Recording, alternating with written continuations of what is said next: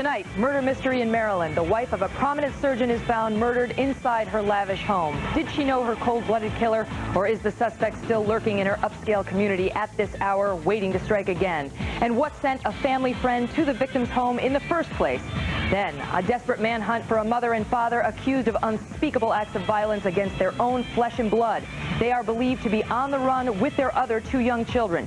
Wait until you hear what they allegedly did to one daughter. Plus, a new lead in the hunt for an elusive rapist posing as a cop. He could be anywhere at this hour. Police want every woman to pay close attention to this sketch tonight. And who killed Taylor Beal? It's been days since her body was found in a shallow grave. Why isn't anyone charged in her murder? Do homicide cops have their guy, or is it possible Taylor's killer is still on the loose?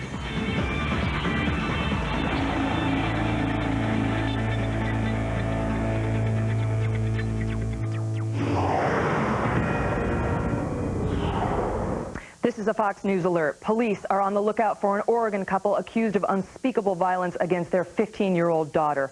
The girl is in protective police custody, but her mother and father are believed to be on the run with their two other children. Police fear those children are in serious danger tonight.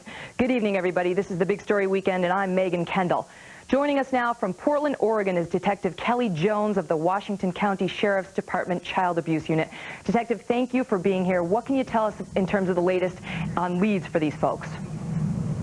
Well, we're getting some tips that have been called in. We got 6 tips yesterday, mostly dealing with sightings of the vehicle or similar to the description that we put out, mostly in the Portland area and the Oregon region. But we do have some information that there's ties to New Mexico and Texas, as well as Eastern Oregon and Washington. Now, this couple is alleged to have abused this 15-year-old daughter, who I gather is the biological daughter of the guy and the stepdaughter of the woman. Do you have reason to believe that there was any sort of a motive for the abuse of that particular child? There were some issues that arose in the family. I don't really want to discuss what exactly happened, but the beating wasn't deserved for what was alleged. And give our viewers a feeling for what this couple is alleged to have done to this poor 15-year-old girl. Well, this originally came out as an assault investigation. The girl fled to a Subway restaurant saying she'd been assaulted by her boyfriend. She said she was homeless. She didn't know where her parents were, and she gave a very vague description of her boyfriend.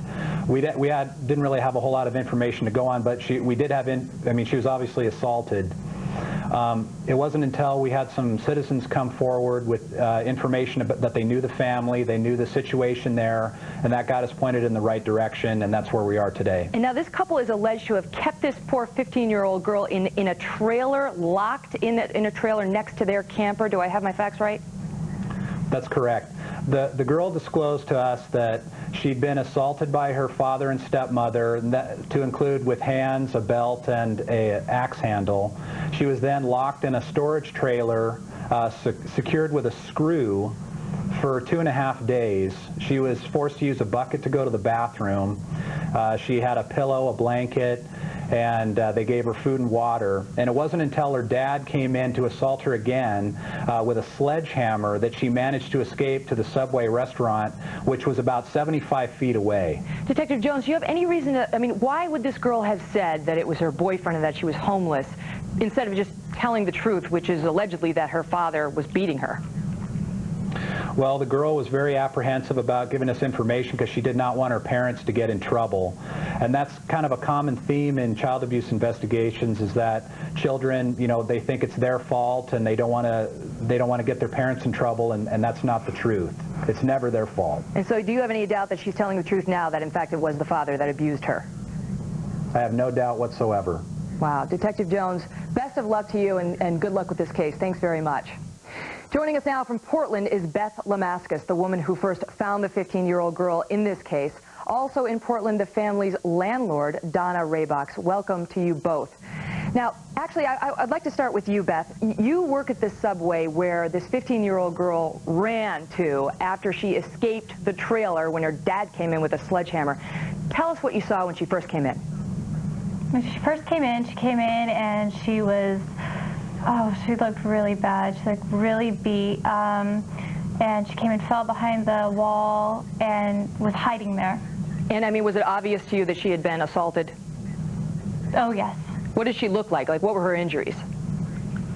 I saw a bloody eye, she had a black eye, and that's what I remember. And what did she say to you?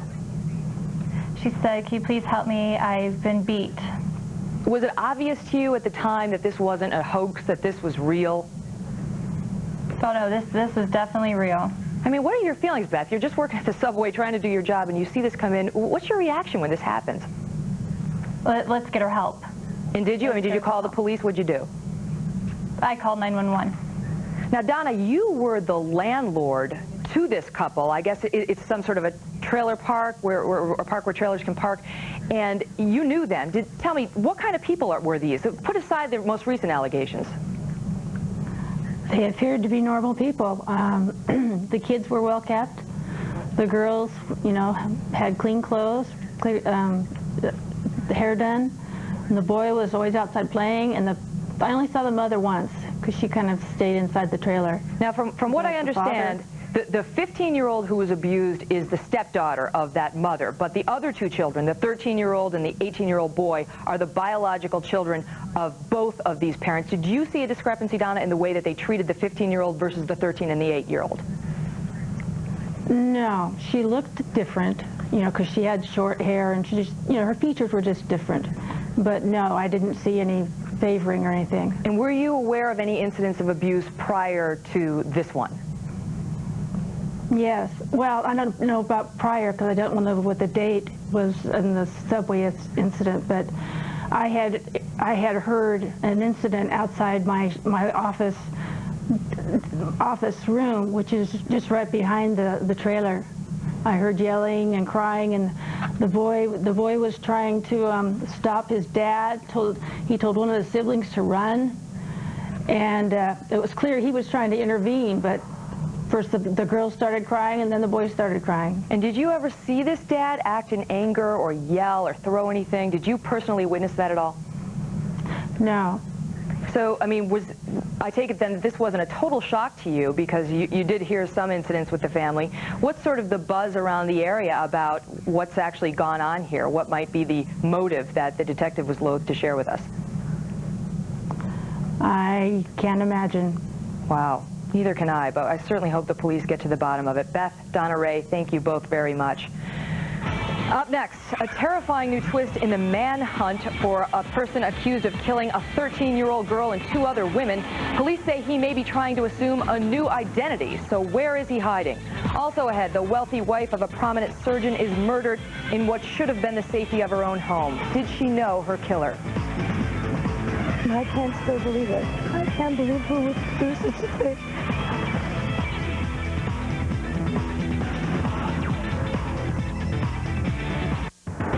The captioning for this program is brought to you by...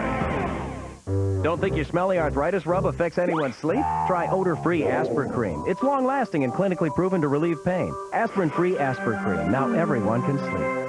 Without faith, there can be no future. It has fallen to us to defend Jerusalem. From Ridley Scott, director of Gladiator. Kingdom of Heaven. Own the DVD Tuesday. What did you do?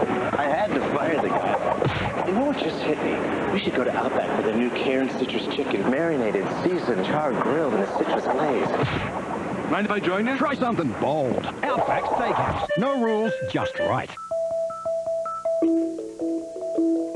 Water that's cleaner and safer. Crops that grow stronger and faster. New medicines that save lives. Better protected foods. What's the ingredient that makes all these things possible? The right chemistry. Improving the things we all need is a healthy goal, and it's ours. Dow. Living. Improved daily. You gelling? No telling how much I'm gelling. You gelling? You know I'm gelling. Hey, Ellen, you gelling? I'm gelling. You want some melon? Nah, but hey, I'm like mud gelling. I'm so gelling. Nice. Are you gelling yet? Dr. Scholl's massaging gel insoles are made from the softest gel ever created. If you and your shoes don't feel outrageously comfortable, you get your money back. Guaranteed. I'm gelling. You're not gelling. You're so not gelling.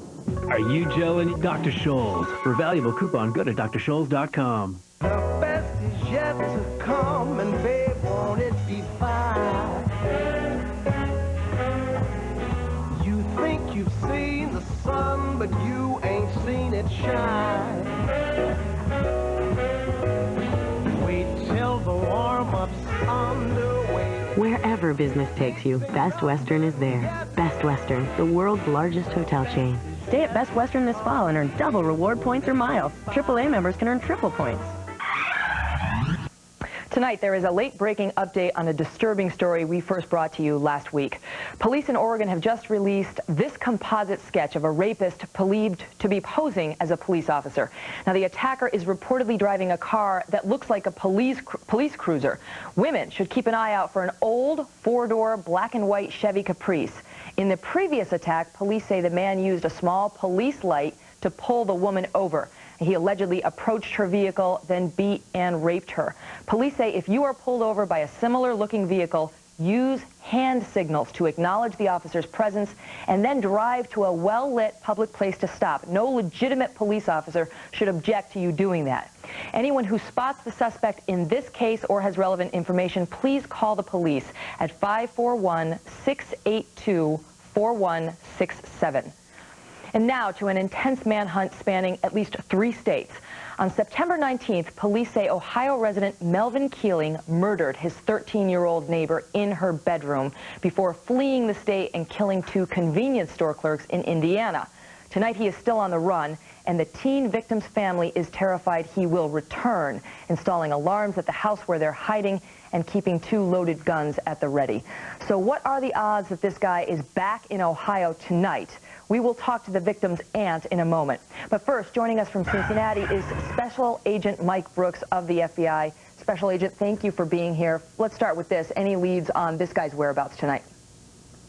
No, we're continuing to follow a number of leads that we've had for a period of time in an attempt to locate Mr. Keeling. And I understand that you fear he may have assumed a new identity. Why is that? Well, shortly after his van was abandoned in Gary, Indiana, we located in a wooded area adjacent to where the van was found basically all of the identification that he had. For that reason, we're concerned that he shed his identity in an attempt to first avoid being identified if he was picked up by the police, and second, possibly to assume a new identity. Now, I understand in that van that was abandoned in Gary, Indiana, there was some sort of a note that he left for his family members. Can you tell us about that? There were some writings in the van, but because it relates to criminal charges that are being investigated by local authorities here in Ohio, we're not commenting on that writing. All right, let's talk a little bit about the background that preceded his flight. There were sexual molestation charges, I gather, against this guy, and that was allegedly the motive for him shooting and killing this 13-year-old neighbor?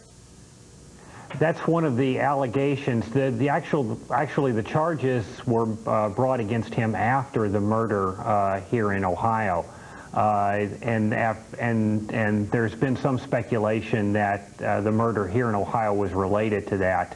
That's a matter that's still under investigation in Warren County, and so again, we're just not commenting on those allegations. Okay, but the alleged motive for his murder of the 13-year-old, alleged murder, had to do with her role in that other case, her would-be testimony in the other case. It was well known that the victim was a very good friend of the victim of the sexual molestation charges, yes. Wow. Special Agent Brooks, thanks very much for being here. Joining us now by phone is reporter Mehul Srivastava of the Dayton Daily News. Mehul, thank you for being here. Let me ask you, I mean, the relationship between, there are 2 victims here. One, allegedly the victim of sexual molestation. One, her best friend, the 13-year-old girl who got shot, I guess, in the head by this guy Keeling, who is now on the run. Is that basically the sum and substance of it? That seems to be true. From what we understand, from what we've got from family members, is that Keeling lived right in the house, right behind the 13-year-old girl that was shot. And they were really good friends, the two young girls. We can't really speak about the relationship with Keeling because we don't tend to identify victims of sexual molestation. Right. But yes, they were friends. And the girl who was killed, Caitlin Caudill, she's the girl who was allegedly going to give testimony on this. Her grandmother was also somebody who was going to give testimony or who was raising allegations about this other sexual molestation victim. I mean, is she in danger tonight? Not that we can think of. I mean, the police have been keeping a close eye on the family. A few minutes before the family's taking a lot of precautions. The thing to remember that was quite interesting is that about a day before the shooting, Child Services here in Warren County had removed the children in Melvin Keeling's house, and they spent the night next door at Caitlin Caudill's place. So the relationship's really close. The family is worried, as you would be, if after about almost a month the guy hasn't been caught yet. Right. Good gracious, they do the right thing, and look what happens. Thanks, Mehul, very much for being here. Please keep us updated.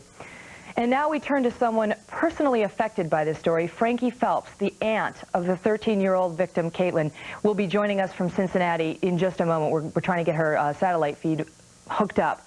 But, you know, basically, in some substance, this poor girl tried to help her best friend, whose identity we don't reveal because she was the victim of sexual molestation. She tries to help her best friend. She and her grandmother go to police and say, look, we think that this girl's stepfather or father has been abusing her. And the result is, days later, he comes over to the child's house, shoots her in the head. The grandmother is still alive, and this guy's on the run. I believe we now have the aunt hooked up, Mrs. Frankie Phelps. Are you with us, Mrs. Phelps? Yes. Great. Thanks for being here. Let me ask you, I mean, we were just talking with our previous guest about, you know, no good deed goes unpunished. What's your relationship to the grandmother of this child? She's my mother. Okay. And is she afraid tonight for her safety? She also was a witness, or was somebody making allegations against this guy? Her and I both were. We had words with Melvin, so we both are in fear, yes. And have you had any sort of update from police on, you know, whether he might be coming back to Ohio? No, we haven't. We spoke to our local police department a week and a half ago. They don't believe that he's here in this area, but we don't know for sure. Frankie, and until he's caught, we're afraid. Frankie, do you have any idea? So, are you Caitlin's?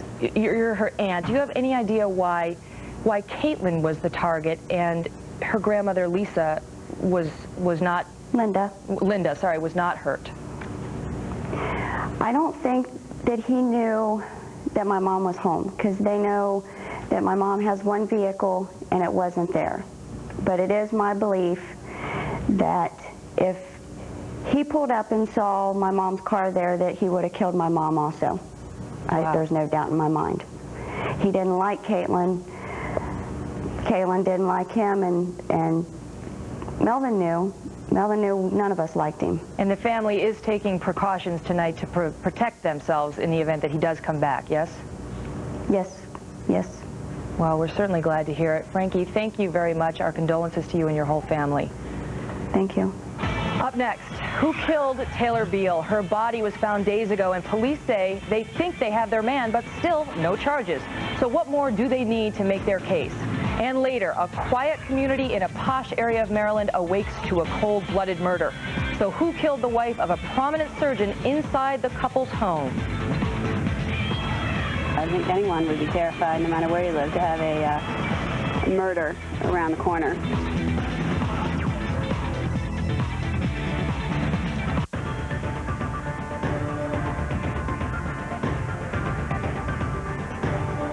Your weather, Fox News.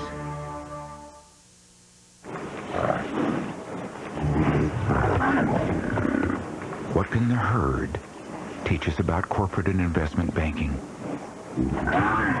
The lead position must be earned.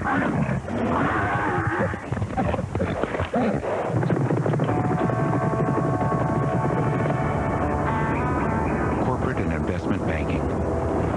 Wachovia Securities. Talk to us. You have a small business, and tomorrow you have a big meeting. You've written a great presentation, but now you need someone to put it together perfectly. Don't you worry about a thing. You need the UPS Store. Professionals who can print, copy, collate, bind, and more. So while you worry about what tie looks good, let the UPS Store worry about making your business look good. That's our thing. Don't you worry about a thing. The UPS Store, the place for document services and a whole lot more. Life doesn't stand still, and neither do we. That's why families trust Lowe's for installation. Not because we give you your very own project management teams to guide you and help you throughout the entire process, which we do, or because our installers are certified and fully insured, or because Lowe's guarantees you'll be satisfied with our installation service on everything we install. You see, at Lowe's, improving home improvement never ends. Now get all over-the-range microwaves installed for just $59.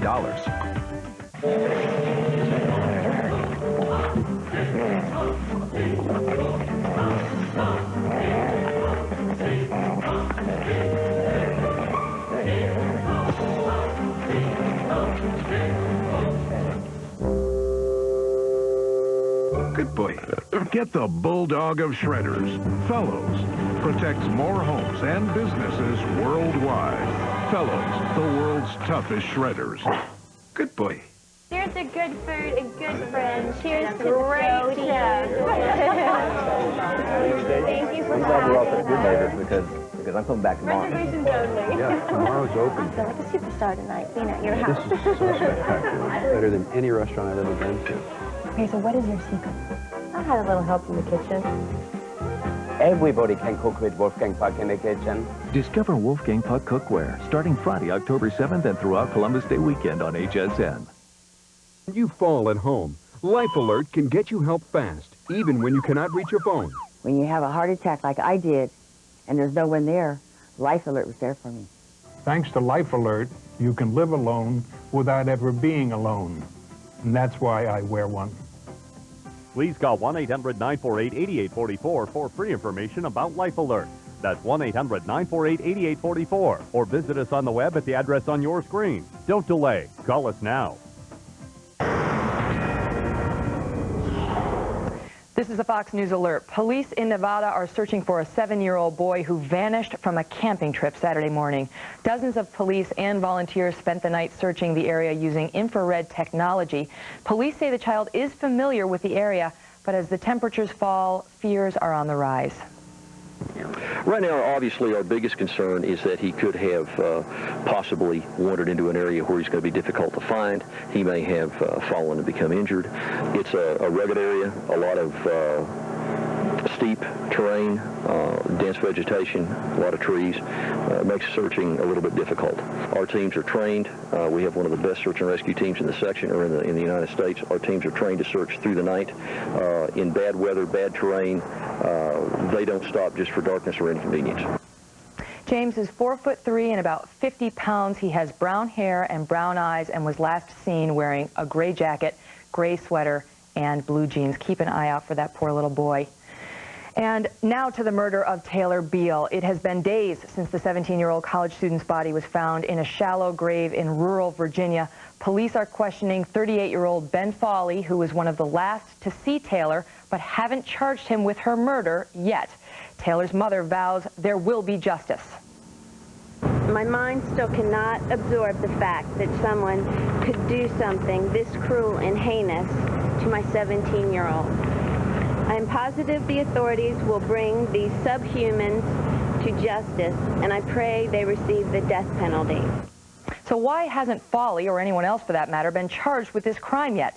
Joining us now to help hash it out is Westchester County District Attorney Jeanine Pirro. Jeanine, thank you so much for being here. It's great to be here. This case is so disturbing and also fascinating because here we've got this guy. Police obviously have evidence against him. You read between the lines when you talk to them. They think they have their man in Foley, although he has not been charged with anything relating to Taylor yet. But they have quite a bit of evidence against him. He was with her the night that she disappeared. He comes up with this ridiculous-sounding story about being kidnapped that night and then returned home. They supposedly stole his camera. He's got a machete in his house, and if you believe sources, they say that injuries on the body are consistent with those types of wounds, allegedly.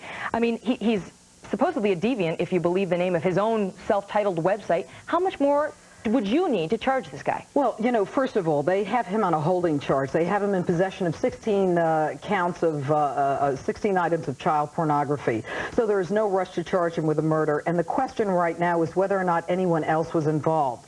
And so police, before they make an arrest in a murder case, would want to make sure that they have all of the players, because as long as they have the holding charge, they've got enough. But clearly, you've got a machete, a hatchet, a hammer. You've got him admitting he had a physical relationship with her that night. You also have him twice the age of this 17-year-old girl. And when I noticed on the screen, he has changed the color of his hair from a long blonde now to a black, shorter version, which is kind of the reverse of Scott Peterson. Right. And if you think about the whole complaint of his being kidnapped, why would he say that? Number one, it makes him a victim. And number two, it can explain scratches or injuries that he has to himself that may have come as a result of the homicide. But right now, there clearly is enough. They may be waiting for DNA to come back.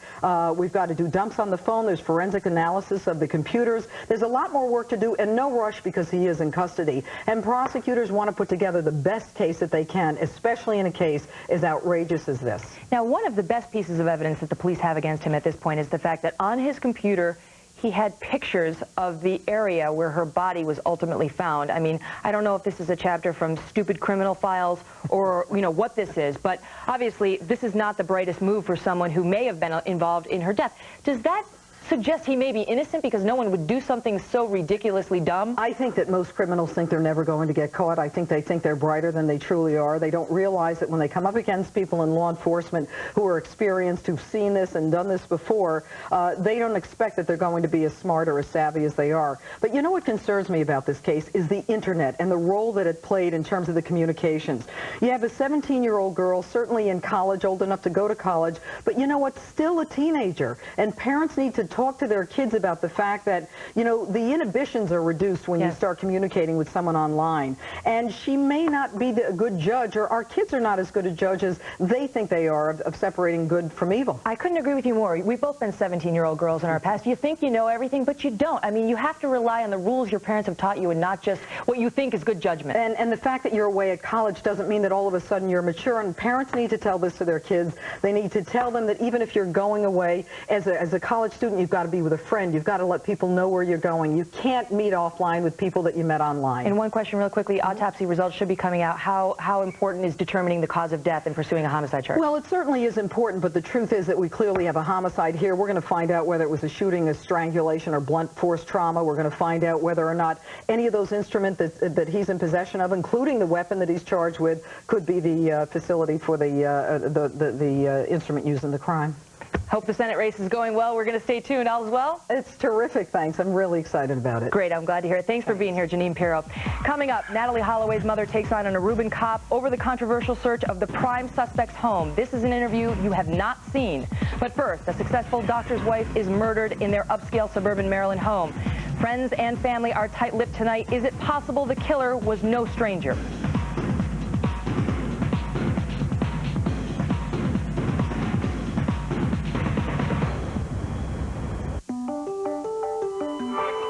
In Thailand, our electronic components link remote villages. In Yuma, vegetables grow faster under our plastics. In Minneapolis, a tiny newborn's pulse is checked by our monitor. At Tyco, we make thousands of products that aren't simply important, they're vital. Tyco, a vital part of your world. Listen up! We are now Operation Desert Storm. We at war. I love it out there. This is what I want. We at war with terrorism. It is an honor to fight. Racism. Miss my parents. I can hear their bombs and I'm afraid. We at war God, show me the way because the devil's trying to break me down.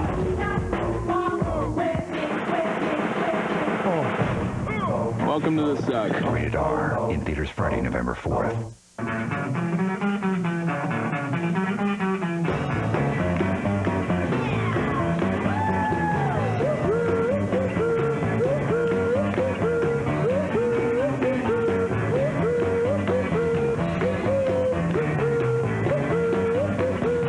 If you've got broadband, you're ready to save. Visit Vonage.com/free offer or call 1-800-925-4VON. And for a limited time, get your first month free. Also available at these retailers. New and improved OxyClean now tackles grass, dirt, and grease better than ever. Will it take out my son's grass and dirt stains? Grass and dirt don't stand a chance against new OxyClean. I'll even add some greasy barbecue sauce. Put the power of OxyClean right on the mess. Now OxyClean overpowers more tough stains than ever. Unbelievable. Use it for getting rid of all your household stains. It cleans without the damaging effects of chlorine. New and improved OxyClean. Nothing works better. Good evening, everyone. I'm Paige Hopkins. Saddam Hussein's date with justice is now just 10 days away, but could just be the beginning of a lot of waiting. While the former Iraqi dictator's trial officially begins October 19th, sources close to the Iraqi Special Tribunal tell Reuters there could just be a few days of procedural arguments before the whole thing is adjourned for weeks. The source says any delay would be up to the trial judge. A bomb scare at the Eiffel Tower had happened this morning after someone called Paris police and warned there was a bomb. It all turned out to be a hoax. Tourists were allowed back in about an hour and a half later. He spoke out against Hitler's Nazi regime, and now he's a step away from possible sainthood. Today, the Vatican has beatified Clemens August van Galen, a German cardinal who spoke out against anti-Semitism and the Third Reich's extermination policies. German church officials say von Galen's homilies were secretly copied and circulated to promote opposition to the Nazis. Prospective FBI applicants may soon get out of being grilled about their past use of marijuana. According to the Associated Press, the Bureau is considering relaxing some of its hiring rules regarding drug use. Currently, it can't hire anyone who's used marijuana in the past 3 years or more than 15 times ever. Some Bureau managers have suggested that's too strict because it prevents them from hiring people who used pot occasionally in college. Pump prices on the rise, but relief could be on the way. A new nationwide survey reports the cost of a gallon of gas jumped 10 cents in the last 2 weeks. The nation's refineries have taken a hit from Hurricanes Katrina and Rita, but a leading industry analyst says, barring a new disaster, prices should start dropping soon. And that's a look at the headlines at large with Geraldo Rivera is at the very top of the hour. But first, back to the Big Story Weekend with Megan Kendall. And remember, for the latest breaking news, log on to foxnews.com. Fox News, the most powerful name in news.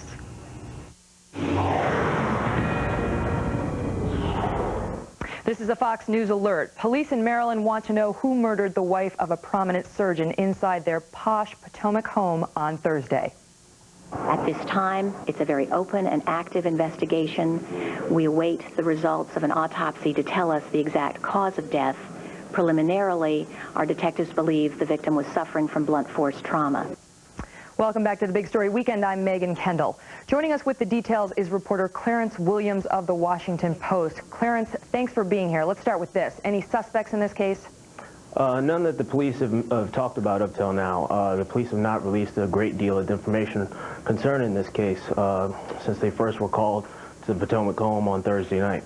And do we have any sort of, motive here? I know we don't have a suspect, but is there any sort of motive being bandied about for why this surgeon's wife, living in suburban Maryland, a beautiful community, would just show up dead in her home one day? Investigators have not spoke at all toward motive. They haven't even mentioned whether there was any sign of forced entry inside the home. We've asked those questions. They just aren't talking a whole lot about the circumstances surrounding this death. All they've said is that she had suffered blunt force trauma, and they have not said anything concerning what may have happened to her inside the home. And you hearing anything behind the scenes about what that blunt force trauma may have been from?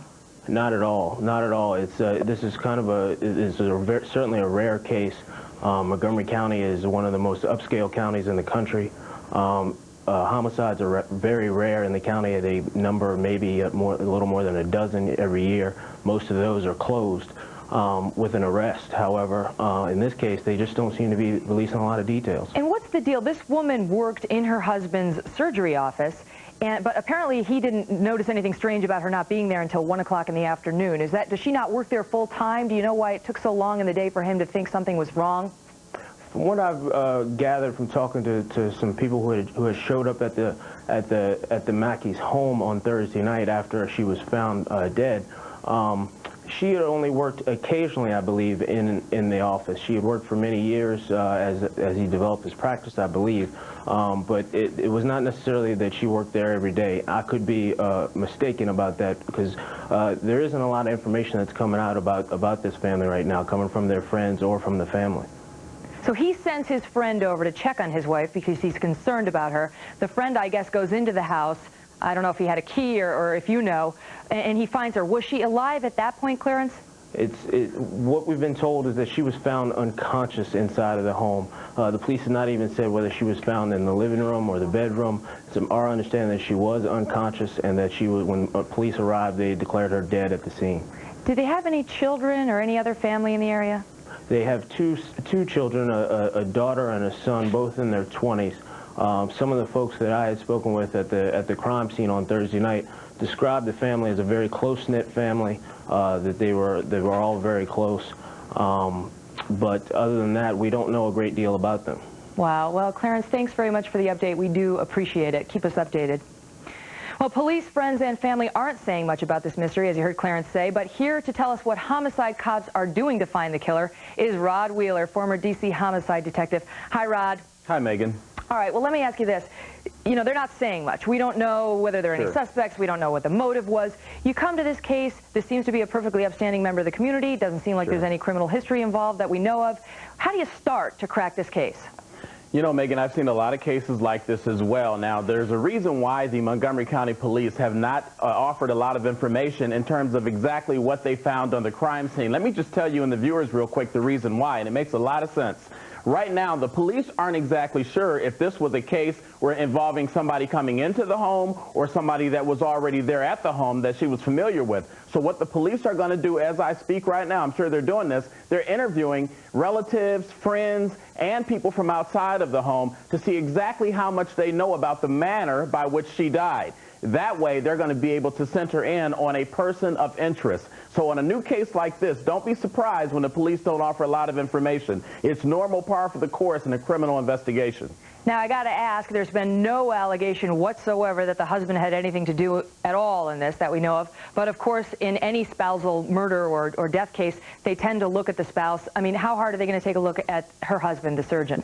That's an excellent question, Megan. They're going to definitely look at him. I mean, he's part of this situation, so they will, as a part of the investigation, look at him. And then they're going to also look at insurance papers. You know, who stands to benefit from this woman dying? Now, one more very critical piece of information here, Megan, is the manner by which they're saying she died. Blunt force trauma. Now, what we typically see in blunt force trauma cases is some form of a beating. Somebody beat this woman using some type of an object. Now, what that tells us is that it probably wasn't a person from the outside coming in with a gun or a knife, because they would have used that weapon instead of using blunt force trauma. So that's one way you begin to look at these types of cases to try to reach some kind of conclusion as to what could have possibly happened. Right, so now given that, Rod, might it be more difficult for the police to bring a first-degree murder charge in this case? Because if it is sort of a fight that unfolded and it just sort of got out of hand, that's not first-degree murder. That's more like manslaughter or second degree, no?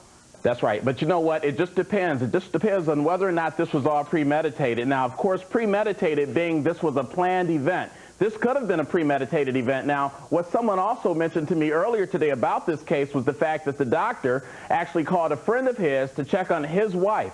And the question came up as to why didn't he go check on her if this is, in fact, his wife. So all of these questions, I think, this week, the police are going to try to find an answer to, Megan. Wow. Well, let's hope they do, and let's hope they keep us updated once they do. Thanks, Rod, very much for being here. You're welcome, Megan. Coming up, did investigators in the Natalee Holloway case drop the ball while searching the prime suspect's home? This is the first time police are talking about this. Both Natalee's mother and the deputy chief of police in Aruba are here. But first, did the deadly earthquake in Pakistan put us all in grave danger tonight? We're going to take a look. The direct consequences of what is happening in Pakistan right now will mean that, number one, the Pakistan army will be focused on the recovery and the coping with the disaster efforts. So its eye, as it were, will be not on the ball, on the war on terror.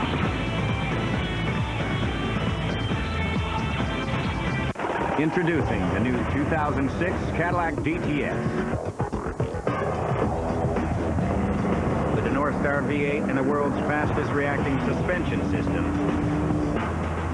You are in control.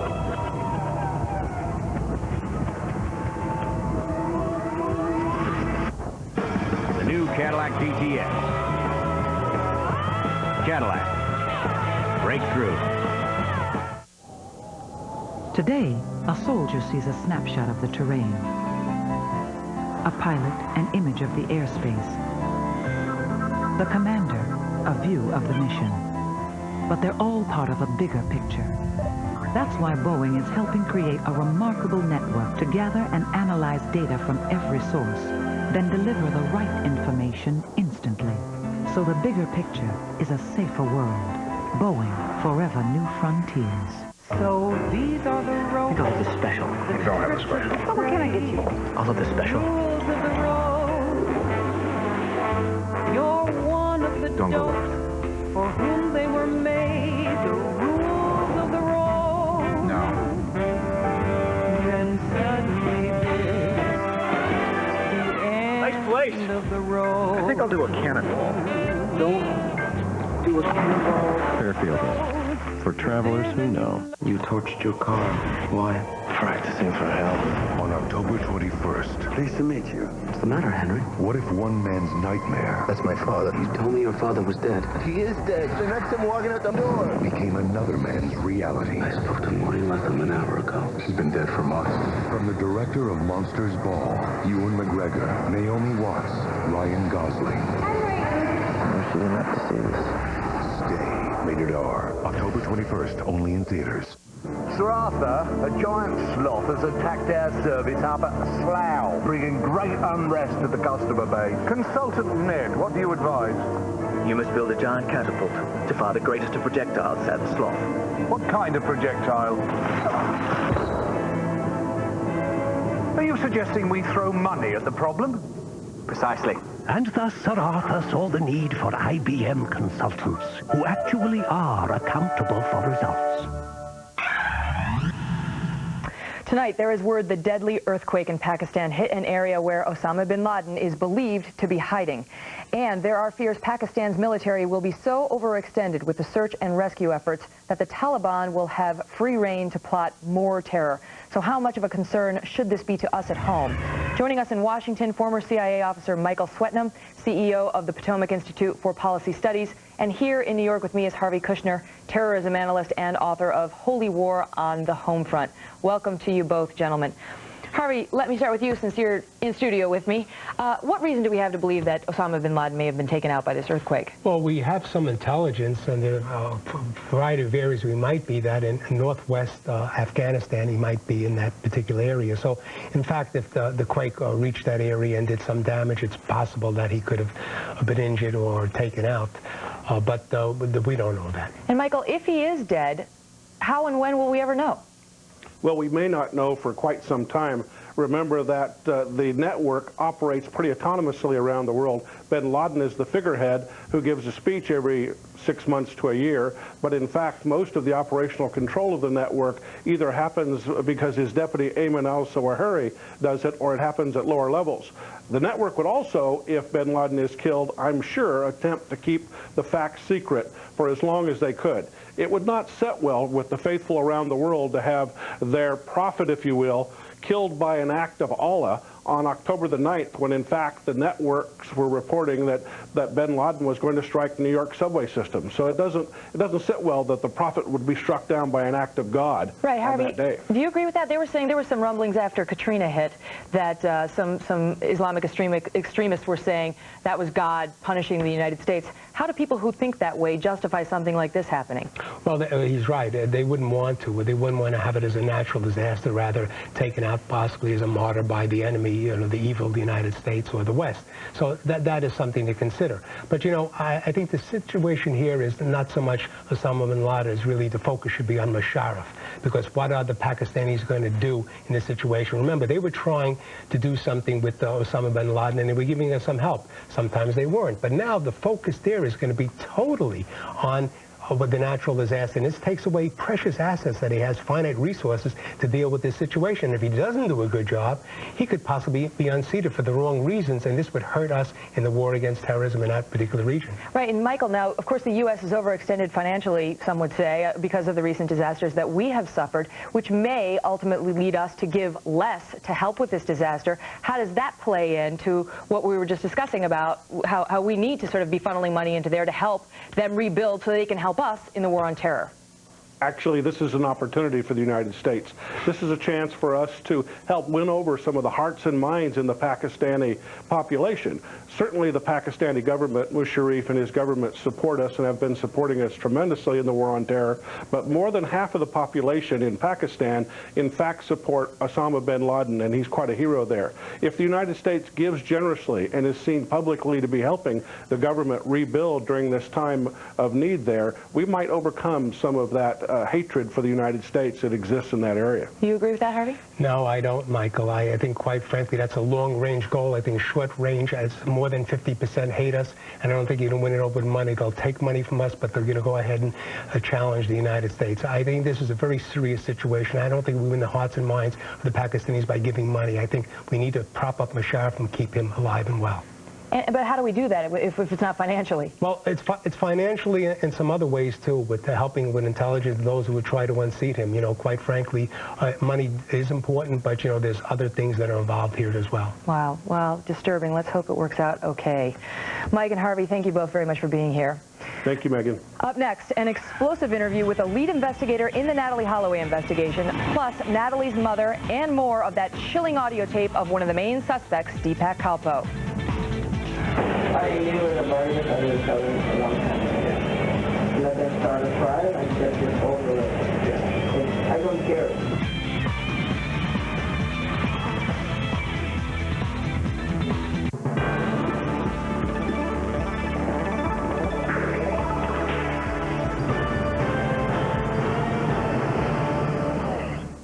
Can you tell the difference between these pet medications? They're the same brand, but this medication costs a lot less and is delivered right to my door. That's the 1-800-PET-MED difference. Great savings, fast service, free shipping. Order now. Lunesta. People everywhere are discovering it. What are you waiting for? Talk to your doctor to see if Lunesta could make a difference for you.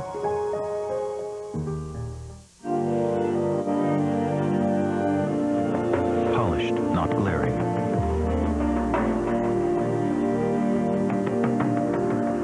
Designed, not decorated. The full-size 315 horsepower Infiniti QX56.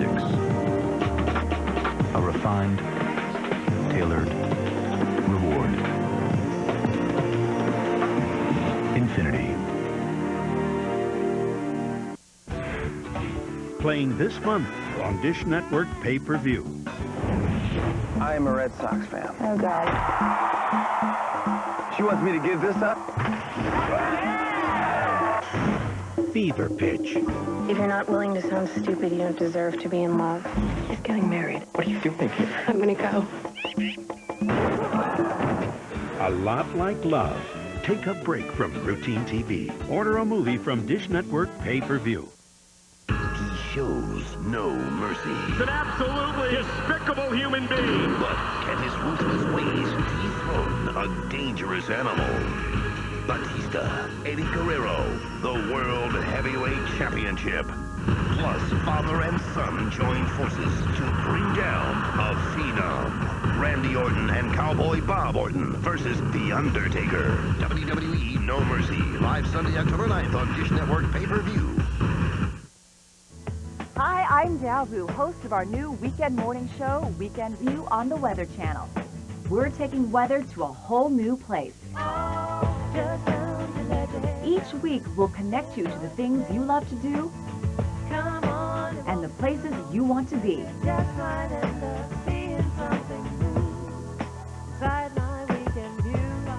Weekend View, Saturday and Sunday. Expect something different from the Weather Channel.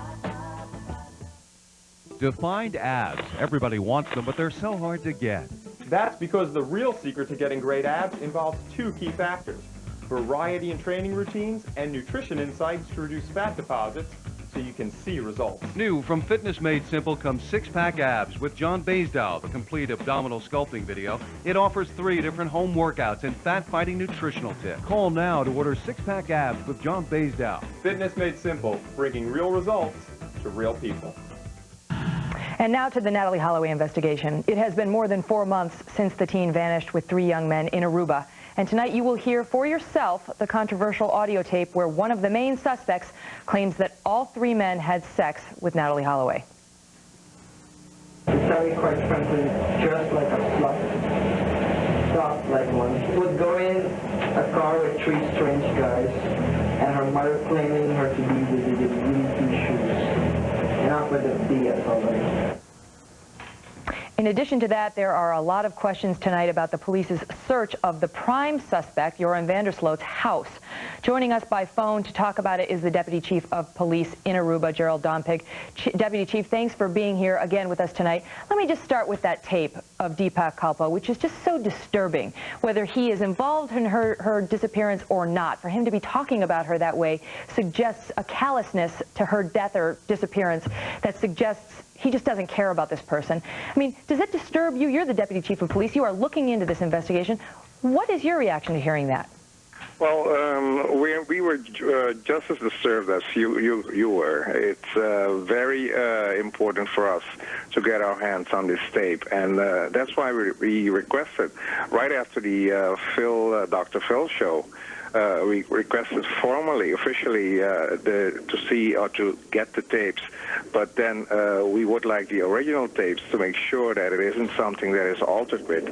As I mentioned earlier, it wasn't possible after waiting for almost a week. We got an answer from the Dr. Phil people telling us that they will be willing to hand over the tape to the prosecutor only on the show. And of course, as a serious investigators agency, we cannot cooperate with that. Now, there was some controversy. We heard it alleged that perhaps the police didn't reach out to the Dr. Phil show to get that full unedited audio tape. You're saying tonight, unambiguously, you guys did that? Absolutely. Okay. Let me ask you about the search of Joran van der Sloot's house. Apparently, this kid lived in an apartment that was sort of connected to or adjacent to his parents' house. That's correct. And the police only searched his apartment, Deputy Chief? That is correct. The fact is that we as a law enforcement agency, always try to get the maximum, meaning that we want to search as much as places as possible.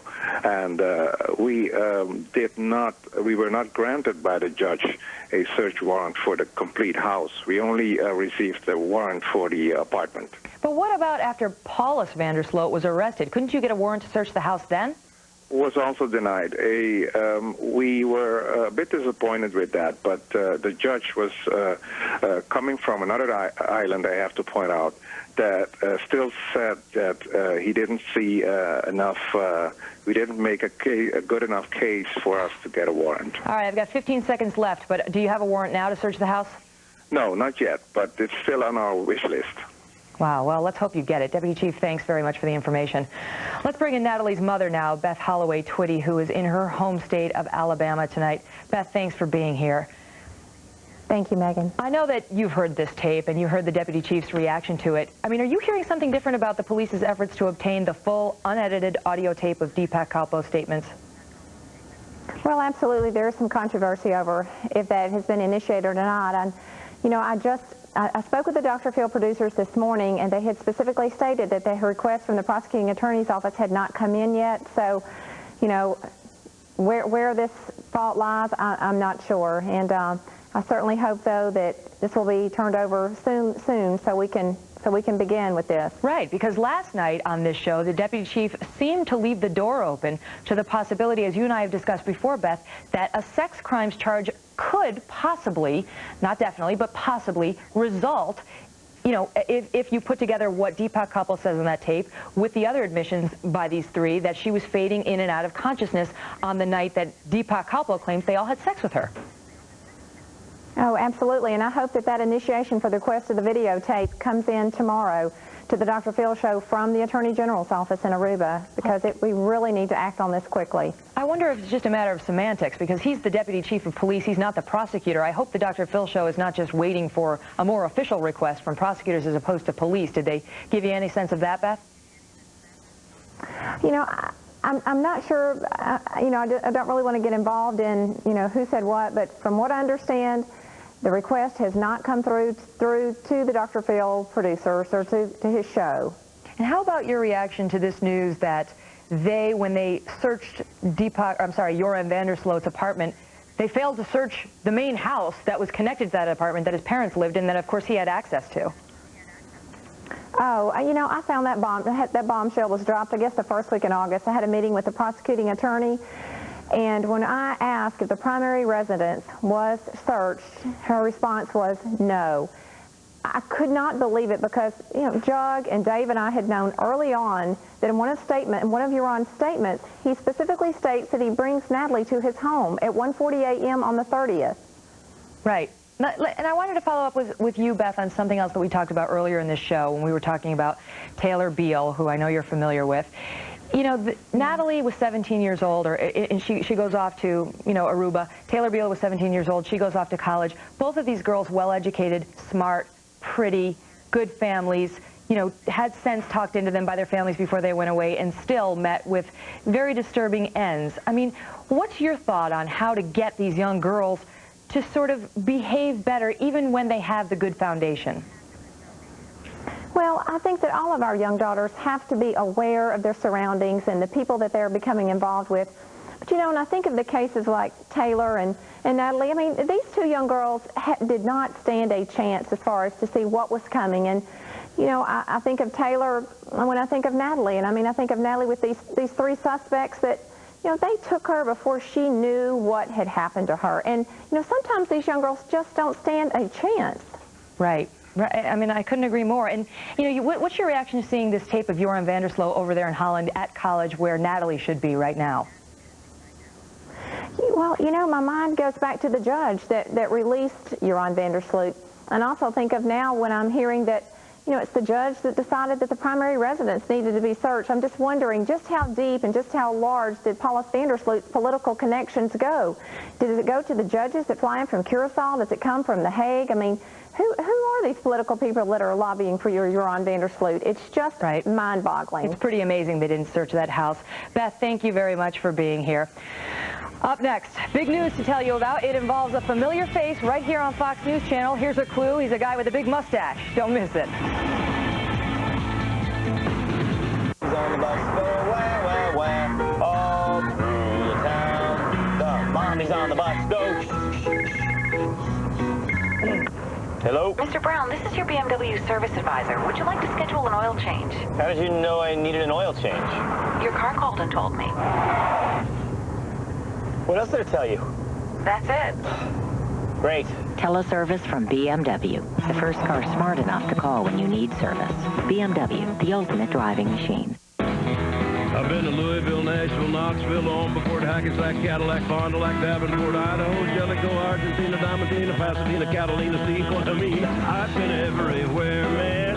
I've been everywhere. Right now at Comfort Inn, Comfort Suites, Quality, Sleep Inn, Clarion, and Mainstay Suites hotels, you'll earn a free night after just 2 separate stays with choice privileges.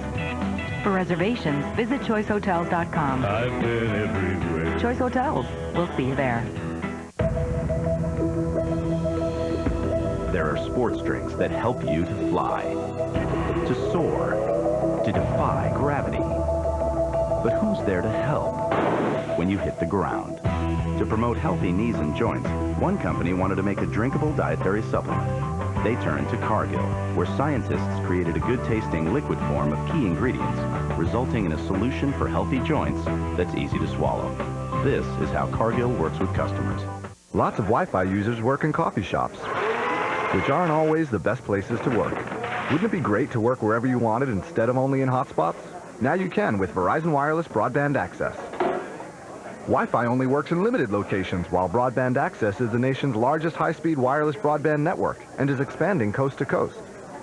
Now get unlimited access at a great price, so you won't get stuck in a not-so-hot spot. Verizon Wireless, we never stop working for you. Their mission, kill at any cost. Their orders don't come back alive. Kamikaze pilots, they rain terror from the sky, killing at will and striking without warning. Was it hate, honor, or something more sinister? We expose the real story and how America fought back and won. Join us for a special War Stories with Oliver North.